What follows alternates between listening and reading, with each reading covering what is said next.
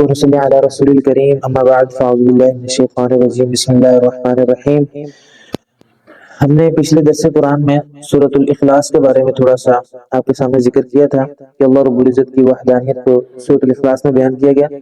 آج ہماری جو سورت ہے جو ہم انشاءاللہ اس کے بارے میں آج پڑھیں گے بتائیں گے وہ ہے سورۃ اللہب۔ میں نے آپ کو پچھلے بار بھی عرض کیا تھا آپ سے کہ بعض صورتیں ایسی ہیں کہ جو کسی خاص واقعے کی وجہ سے قرآن مجید میں نازل ہوئی، ان میں سے ایک خاص واقعہ جو ہے نا وہ سورۃ اللہب کے بارے میں بھی ہے۔ سورۃ اللہب دراصل جو یہ ابو لہب کے نام پر ہے۔ ابو لہب جو تھا یہ آپ صلی اللہ علیہ وسلم کے رشتے میں چچا لگتا تھا، اس کے بارے میں یہ سورت نازل ہوئی۔ نازل ہونے کا واقعہ یہ ہے کہ جب اولاً آپ صلی اللہ علیہ وسلم کو حکم ہوا کہ آپ تبلیغ کریں، آپ کو نبوت عطا کر دی گئی 40 سال کی عمر میں، تو شروع میں آپ نے دھیرے دھیرے اس تبلیغ کا کام شروع کیا، یعنی کہ جو اپنے قریبی ساتھی تھے، جس طرح جو بہت زیادہ آپ کے قریبی تھے ابو بکر صدیق رضی اللہ تعالیٰ عنہ، ان سے بات کی، پھر انہوں نے اور ساتھیوں سے بات کی، گھر میں حضرت ختیجہ سے بات کی۔ تو کام کو شروع جب کیا جاتا ہے وہ آہستہ آہستہ شروع کیا جاتا ہے، ایک دم حملہ نہیں کیا جاتا، تو آہستہ آہستہ کام جو ہے نا شروع ہوا، تو مسلسل محنت جاری رہی۔ مکہ والوں کو یہ تو پتا تھا، بچے کو خاموش کرا دیں، مکہ والوں کو یہ تو پتا تھا کہ کچھ تو ہو رہا ہے۔ جب محنت شروع ہوئی، تھوڑا تھوڑا کام شروع ہوا، مکہ والوں کو اتنا علم تھا کہ کچھ ہو رہا ہے، لیکن یہ نہیں پتا تھا کہ کیا ہو رہا ہے، یعنی کہ کچھ نہ کچھ ہو۔ جس طرح محلے میں کوئی اگر تحریک شروع کرنی ہو تو چھپکے سے شروع کرنی ہے، تو 4-5 لوگ جمع ہوتے رہتے ہیں، وہ بات پھیلاتے رہتے ہیں، تو محلے والوں کو اتنا پتا لگ جاتا ہے کہ یار کچھ تو ہو رہا ہے لیکن پتہ نہیں کیا ہو رہا ہے۔ تو اس طرح کی بات مکہ میں پھیل گئی تھی کہ کوئی نئی چیز کا آغاز ہو رہا ہے، تو اس طرح ہوتا رہا۔ لیکن جب آپ صلی اللہ علیہ وسلم کو حکم ہوا کہ وہ انذر عشیرتک الاقربین، کہ جو آپ کے رشتے دار ہیں، جو قبیلے والے ہیں، اب ان کو ذرا ڈرائیں، ان کو ذرا حکم دیں، تو پھر ہوا یہ کہ آپ صلی اللہ علیہ وسلم کو جب یہ بات بتا دی کہ آپ اپنے قریبی رشتے داروں کو بلائیں، تو آپ صلی اللہ علیہ وسلم صفا کی پہاڑی پر کھڑے ہوئے۔ صفا کی پہاڑی پر جب آپ کھڑے ہوئے تو آپ نے جو ہے نا اپنے تمام قبیلے والوں کو بلایا، عبد مناف، قریش کے جتنے بھی اپنے قریبی تھے سب کو بلایا۔ پہلے تو آپ صلی اللہ علیہ وسلم نے ایک بات خطبہ دیا کہ دیکھو بھائی، میں 40 سال تمہارے درمیان میں رہا ہوں، تم مجھے صادق اور امین مانتے ہو یا نہیں مانتے؟ صادق کا مطلب سچا اور امین کا مطلب امانت دار۔ تم مجھے سچا اور امانت دار مانتے ہو نہیں مانتے؟ سب نے کہا کیوں نہیں مانتے، آپ ہمارے سامنے بڑے ہوئے ہیں، آپ کی زندگی ہم نے دیکھی ہے، آپ نے کبھی بھی جو ہے نا کوئی غلط کام نہیں کیا، کبھی آپ نے جھوٹ نہیں بولا، تو ہم تو آپ کو سب کچھ مانتے ہیں۔ پھر آپ صلی اللہ علیہ وسلم نے ایک مثال دی کہ یہ بستی کے پیچھے سے، اگر میں تمہیں کہوں یہ پہاڑ کے پیچھے سے اگر کوئی لشکر تمہارے پر حملہ کرنے آ رہا ہے، پہلے یہی ہوتا ہے کہ لشکر حملے کرتے تھے چھپ چھپ کے، تو تم اس بات پہ یقین کرو یا نہیں کرو گے؟ تو سب نے کہا ہم کیوں نہیں کریں گے، ہم آپ کو صادق امین مانتے ہیں، کریں گے۔ تو پھر اللہ کے نبی نے بات ارشاد فرمائی کہ میں تمہیں ایک الہ کی دعوت دیتا ہوں، ایک اللہ کی دعوت دیتا ہوں، اس کی طرف آ جاؤ ورنہ تمہیں بڑا دردناک عذاب ہوگا۔ جب آپ صلی اللہ علیہ وسلم نے یہ بات ارشاد فرمائی تو سب سے پہلے جو آپ کی مخالفت کرنے والا تھا وہ یہ شخص تھا، ابو لہب۔ اس نے وہاں سے پہلے پتھر مارا، نعوذ باللہ، اس نے وہاں سے پتھر مارا اور صاحب نے کہا کہ تبا لک یا محمد، آپ برباد ہو جائیں، نعوذ باللہ محمد، آپ نے ہمیں اس چھوٹی سی بات کے لیے جمع کیا۔ تو جب اس نے یہ بات کہی، اللہ کے نبی کو یہ بات ارشاد فرمائی، تو اس کے جواب میں اللہ رب العزت نے یہ سورت نازل کی کہ تم نے میرے حبیب کو اتنی بری بات کی، تبا لک یا محمد، تو اس پر میں تمہارے لیے یہ سورت نازل کرتا ہوں۔ اب اس واقعے میں ہمیں ایک چھوٹا سا ایک بات ہمیں ملتی ہے کہ اللہ کے نبی کے نبی ہونے سے پہلے 2 چیزیں لوگوں نے واضح کی کہ آپ سچے ہیں اور آپ امانت دار ہیں، آپ سچے ہیں، آپ امانت دار ہیں۔ تو یہ بات سمجھ آ گئی کہ بھائی مسلمان ہو یا نہ ہو، امانت دار اور سچا ہونا ضروری ہے۔ اللہ کے نبی کی نبوت سے پہلے جن اوصاف سے لوگ جو متوجہ ہوئے آپ پر، سب سے پہلے جو آپ کے قریب آئے وہ کیا تھے کہ آپ سچے تھے اور آپ امانت دار تھے۔ ہمارے اوپر تو واجب ہے یہ دونوں چیزیں کرنا، کیونکہ اللہ کے نبی کی امتی ہونے کی وجہ سے ہمارے پر واجب ہے کہ سچے ہوں اور امانت دار ہوں۔ اور معذرت کے ساتھ ہماری مارکیٹ میں، ہمارے بازاروں میں نہ سچائی ہے نہ امانت ہے۔ کوئی بندہ کسی سے کاروبار ادھار پر کر ہی نہیں سکتا، بندہ بھاگ جائے گا۔ کوئی بندہ کسی کو اب گاہک کو متوجہ کرنے کے لیے، ڈیل کرنے کے لیے سب سے بڑا جو ہتھیار ہے وہ کیا ہے؟ جھوٹ ہے، قسمیں کہی جاتی ہیں، یہ جاپان کا مال ہے، کراچی میں بن رہا ہوتا ہے، تو یہ قسمیں اٹھائی جا رہی ہیں۔ تو ہمارے لیے سب سے پہلے جو ضروری کام ہے مسلمان ہونے کے بعد، بھئی ہم امانت دار ہوں اور ہم سچے ہوں، لوگ ہمارے سے پھر متوجہ ہوں گے۔ اس طرح اللہ کے نبی کو لوگوں نے کہا کہ آپ امانت دار اور آپ سچے ہیں، تو اس نے یہ بدبختی کی، غلط کام کیا، تو پھر اللہ رب العزت نے سورۃ مبارکہ نازل کی۔ اس کا ترجمہ دیکھ لیتے ہیں۔ اللہ تعالیٰ فرماتے ہیں تبت یدا ابی لہب وتب، اللہ تعالیٰ فرما رہے ہیں کہ ٹوٹ جائیں ہاتھ ابو لہب کے اور وہ برباد ہو جائے۔ تبت یدا ابی لہب، ابو لہب کے ہاتھ ٹوٹ جائیں اور وہ برباد ہو جائے۔ ما اغنا عنہ مالہ، اس کا مال کام نہیں آیا، ابو لہب کے اس کا مال کام نہیں آیا، اور وما کسب، اور وہ چیزیں بھی جو اس نے کمائی، نہ اس کا مال اس کے کام آیا، اور جو اس نے کمائی نہ اس کے وہ کام آئی۔ سیصلی نارا ذات لہب، ان قریب اس کو بھڑکتی ہوئی آگ میں ڈالا جائے گا، ان قریب اس کو بھڑکتی ہوئی آگ میں ڈالا جائے گا۔ اس تین آیتوں میں ہمیں بہت سی باتیں اللہ رب العزت ہمیں بتاتے ہیں۔ سب سے پہلی بات تو یہ ہے کہ تبت یدا ابی لہب، اللہ تعالیٰ نے فرمایا کہ ابو لہب کے ہاتھ ٹوٹے، حالانکہ پورا نہیں کہا کہ ابو لہب پورا کا پورا ٹوٹ جائے، بلکہ کہا اس کے ہاتھ ٹوٹے۔ اس کی وجہ یہ ہے کہ انسان کے بڑے بڑے کاموں میں جو مددگار ہوتے ہیں وہ ہاتھ ہوتے ہیں۔ جتنے بھی انسان بڑے بڑے کام کرتا ہے وہ کس سے کرتا ہے؟ ہاتھ سے کرتا ہے نا۔ تو اس لیے ہاتھ کو متوجہ کر کے ہاتھ کا بتا دیا کہ وہ پورا کا پورا ٹوٹ جائے، اور جب اگلی بات فرمائی کہ وہ برباد ہو جائے، وہ تب وہ برباد ہو جائے۔ جب ان لوگوں نے اللہ کے نبی کے اوپر پتھر مارا تو جتنے بھی قریب مسلمان تھے، صحابہ کرام تھے، سب کے دل میں خواہش تھی کہ وہ بدعا دیں، کیونکہ جب انسان کسی اپنے قریبی کو کوئی تنگ کرے تو انسان کیا کرتا ہے؟ اس کو سب سے پہلے بدعا دیتا ہے کہ تو ہمارے اتنے عزیز ساتھی کو مار رہے۔ تو صحابہ کرام کے دل میں یہ بات تھی کہ یہ برباد ہو جائے، تو وہ جو ان کے دل میں بات تھی وہ اللہ تعالیٰ نے یہاں پہ ذکر کر دی کہ صحابہ کرام چاہ رہے تھے کہ یہ برباد ہو جائے، تو اللہ تعالیٰ نے قرآن میں بتا دیا کہ ابو لہب کے ہاتھ ٹوٹے، وہ برباد ہو جائے۔ وہ ہے کہ جیسے اس نے پتھر مارا، بدعا بھی ہوگی اور بدعا قبول بھی ہوگی، اور وہ برباد ہو گیا۔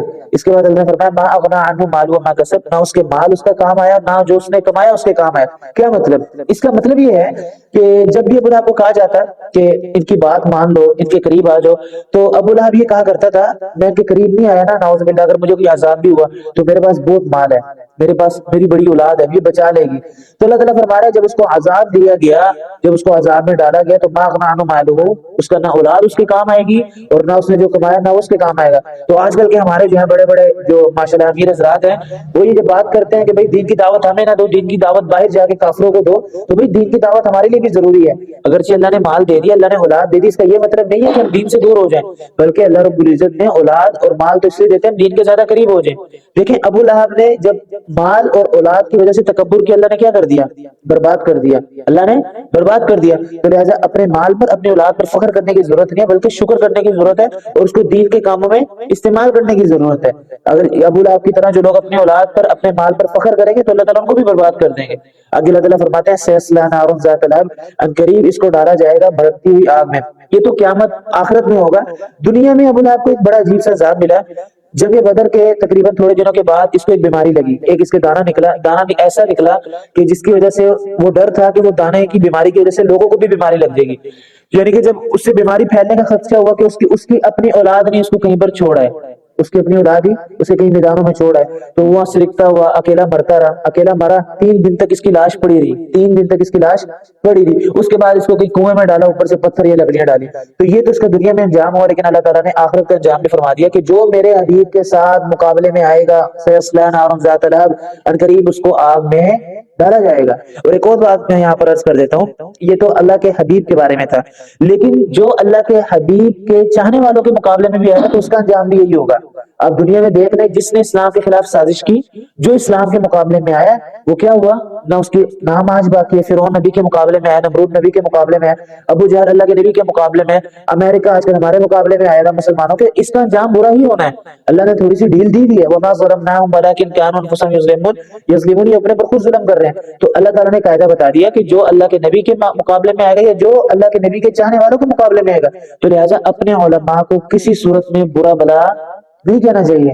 ہمارا آج کل ایک بہت بڑا برا سسٹم ہو گیا کہ جتنے بھی ہمارے نئے نئے طبقے آ رہے ہیں، نئے نئے لوگ آ رہے ہیں جو ایمان اسلام کی پہلے بات کرتے ہیں، بعد میں علماء سے لوگوں کو دور کر رہے ہیں۔ ہماری نوجوان نسل جو کالج یونیورسٹیز میں جاتی ہے ان کا ایک بڑا مسئلہ ہے کہ وہ جتنی جا رہی ہیں آگے علماء سے دور ہو رہے ہیں، کیونکہ یہ سب سے بڑا حربہ ہے کافروں کا، سب سے بڑا جو ایک ان کے پاس جو چیز ہے وہ یہی چیز ہے کہ لوگوں کو، مسلمانوں کو ان کے علماء سے دور کر دیا جائے۔ جب لوگ علماء سے دور ہو جائیں گے، ظاہر سی بات ہے علماء سے دور ہو گئے، مساجد سے دور ہو گئے، اس کے بعد دین سے دور ہو گئے۔ تو آج کل کسی بھی علماء میں، کسی بھی عالم میں اگر کوئی خطا ہو بھی جائے اس سے، تو اس کی خطا کو اس کا تانا نہ دے، وہ بھی آخرکار انسان ہی ہے، وہ بھی آخرکار 100 نیکیاں اس میں ہیں، لیکن اگر ایک خطا ہو بھی جائے تو اس کو تانا نہ دے۔ اپنے دین کو، اپنی مسجد کو، اپنے علماء کرام کو کسی بھی صورت میں کوئی آپ کو بھڑکا دے، کوئی آپ کو 100 دلیلیں دے دے کہ بھئی یہ ہے، لیکن کچھ نہ کچھ تو اس کے اندر خوبیاں ہوں گی نا کسی عالم کے اندر، کوئی تو آپ کہیں بھائی ٹھیک ہے، اگرچہ آپ ہمیں بھڑکاتے رہے ہم اس کے خلاف نہیں جائیں گے، کیونکہ بھئی اللہ کا کام کر رہے ہیں نا، بھائی اللہ کے نبی کا کام کر رہے ہیں، تو کبھی نہ جائیں اس کے خلاف۔ اچھا، ایک تو ابو لہب کی بات تھی۔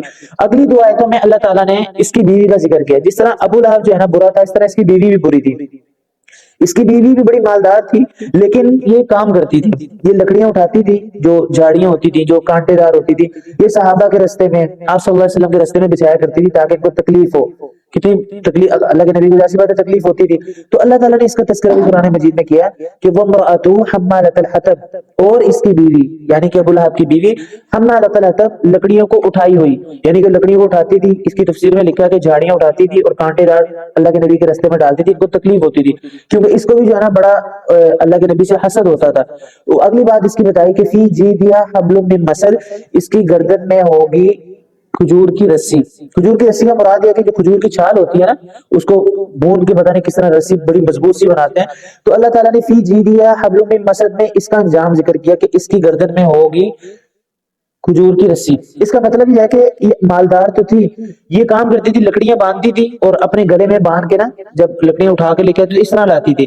تو ایک دفعہ یہ ہوا کہ اس کے گلے میں کہیں یا اس کے پاؤں میں لکڑی اڑی یا رسی پھنسی تو اس کی گردن میں پھندا بنا اور وہیں پر مر گئی. ایک تو یہ بات ہوگی. دوسری بات ہے کہ قیامت میں جب یہ جہنم میں داخل ہوگی تو اس کی یہی صورت ہوگی کہ اس کے جو ہے نا گلے میں لکڑیاں پڑی ہوئی ہوں گی. تو بہرحال دونوں کا انجام کیا ہوا؟ دونوں کیا ہوئے؟ جہنم میں گئے. جنت میں نہیں گئے بلکہ جہنم میں گئے. تو ایک بات اللہ کے نبی نے اس قرآن مجید کے ذریعے ہمیں پتہ لگی کہ بھائی رشتے نسب ناطے کام نہیں آتے. رشتے نسب ناطے کام نہیں آتے. بندہ ایمان والا ہوگا تب اس کا عمل قابل قبول ہوگا. ایک اور بات میں بتا دیتا ہوں آخری بات کہ آپ آج کل بہت سے لوگوں کو دیکھ رہے ہوں گے کافروں میں جو بڑے فاؤنڈیشن بنا رہے ہیں، نیک کام کر رہے ہیں، جن کو نیکی کہا جائے یعنی کہ احسان کر رہے ہیں، کسی غریب کی مدد کر رہے ہیں، بڑے بڑے فاؤنڈیشن بنا رہے ہیں. دیکھیں جتنی بھی نیکی کافر کر رہے ہیں والذین کفروا اعمالهم کسراب، ان کی نیکی ایک جھاگ کے برابر ہے. اگر ایمان نہیں ہوگا تو آپ کی نیکی قابل قبول نہیں ہوگی. تو لہذا کسی بھی بڑے کافر کو، چاہے بل گیٹس ہو، چاہے ایلون مسک ہو، جتنے بھی بڑے بڑے جو آج کل جو ہے نا بہت بڑے بڑے کام کر رہے ہیں، ہمارے پاکستان میں بھی بہت سی اکثر ہسپتالیں جو ہے نا وہ ہندوؤں نے بنائی ہوئی ہیں اور ان کا فاؤنڈیشن ہو رہی ہے ان پر. لیکن بات یہ ہے کہ جب تک ایمان نہیں ہوگا، جب تک کوئی بھی عمل قابل قبول نہیں ہوگا. تو لہذا کسی بھی کافر کو دیکھ کے اپنے اندر یہ احساس کمتری نہ لایا کریں کہ یار یہ بندہ کافر ہے اور یہ نیک کام کر رہا ہے. جس طرح ہم یورپ والوں کو دیکھتے ہیں نا بھائی وہ فلاں فلاں یہ کام کر رہا ہے، بھائی اچھی بات ہے جتنے مرضی نیک کام کرتے رہے لیکن جب تک ایمان نہیں ہوگا اس کا کوئی عمل قابل قبول نہیں ہوگا. اور ہمارا جھونپڑی میں رہنے والا مسلمان، اس کے دل میں ایمان کی دولت ہوگی، اس کا عمل قابل قبول ہوگا، وہ انشاءاللہ آخرت میں جنت میں جائے گا. اتنے مرضی بڑی کام کر لیں گے جنت میں اب تک جب تک ایمان نہیں لیں گے جب تک جنت میں نہیں جائیں گے. تو لہٰذا ہمیں احساس کمتری کا شکار نہیں ہونا چاہیے. ہمیں احساس کمتری کا کسی کو دیکھ کے اپنے آپ کو نچلا محسوس نہیں کرنا چاہیے. اللہ رب العزت عمل کرنے کی توفیق عطا فرمائے اور دوسرے تک پہنچانے کی بھی فرمائے.